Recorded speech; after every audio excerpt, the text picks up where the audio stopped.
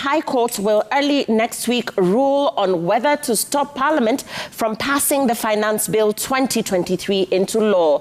Human rights activist and Busia Senator OMTATAH, in filing an application at the High Court seeking to stop the bill from entering its second reading stage, wants the Chief Justice to appoint not less than a 3-judge bench to hear and determine the matter, which he terms as a threat to human dignity. Seth Olale with the latest reaction on the Finance Bill 2023 debate. At the Milimani courts in Nairobi, serial litigator OMTATAH is back. The human rights activist this time round suing the Speaker of the National Assembly, Cabinet Secretary for Treasury and the Attorney General through an application filed under a certificate of urgency at the High Court in Milimani, seeking to stop Parliament from passing the Finance Bill 2023.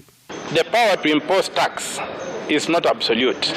It's a donated power by the people of Kenya, and the organ that is mandated to impose tax is Parliament. The Busia senator seeking to have the High Court issue conservatory orders suspending debate on 13 sections of the Finance Bill 2023, the human rights activist delves deeper in deconstructing Section 76 of the Finance Bill containing the 3% housing levy contribution by all employees, in that it only applies to persons who are subject to the Employment Act 2007. They're like talking in a manner that they're not proposing or requesting. They are talking that whether you like it or not, you'll have to do ABCD.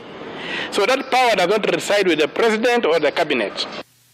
OMTATAH arguing that it is unfair subjecting 3 million employees under the Employment Act 2007 to carry a finance burden of constructing houses on behalf of 50 million citizens, as the Constitution requires fairness in the sharing of the taxation burden. The Busia legislator stating that the 3% housing levy contribution by all employees is blind to the fact that employers are already under a legal obligation under the Employment Act 2007 to provide accommodation to their employees.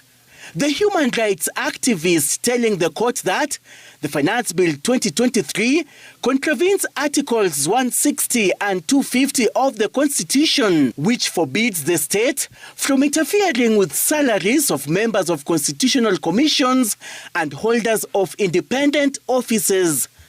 Parliament has lost its autonomy. Parliament has become a small appendix of the executive, and Parliament does what the executive wants because the majority side is part of the executive. Seth Olale, Citizen TV, Nairobi.